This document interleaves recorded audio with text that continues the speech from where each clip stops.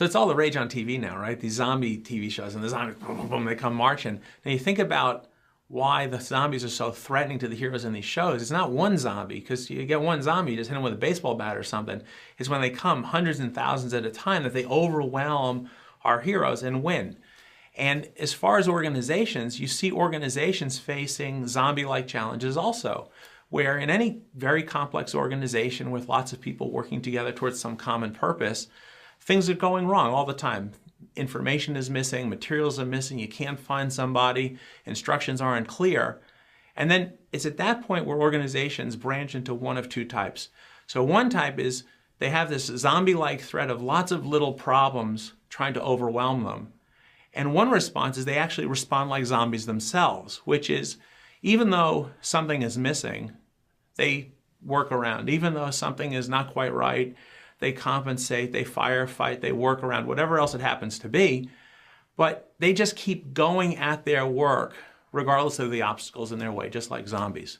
And then there's the other organizations which are much more like the heroes in the zombie TV shows, which is when they see a problem, they don't work around it. They say, ooh, let's contain that one before it can mass with some others. They solve that problem so the problem itself doesn't recur, but they also understand why the problem occurred in the first place to figure out where a similar problem might arise and prevent it from arising too. Now, those two very, very different approaches to dealing with zombie-like threats, you respond like zombies or you respond like these agile problem-solving heroes in the TV show, lead to very, very different results. So the zombie-like organizations, they're constantly plagued with working around the same problem every day continuously. So there's nothing but aggravation in those workspaces. But there's not something else which happens, which is that occasionally just enough of the right number and combination of problems coalesce to cause catastrophic failure. And if you ever have time and inclination to read through all the failure reports society generates around 9/11, the Space Shuttle, Columbia and Challenger, so on and so forth, what you'll see is that there's no single cause. There are these routine factors, routine conditions, which happen to coalesce on a day to cause disaster. Now, on the flip side of that is the organizations which respond to zombie threat with agile, heroic learning. One, their workplaces are much more fluid and graceful and productive and effective and responsive and agile, and all those desirable characteristics. They're much better places to work.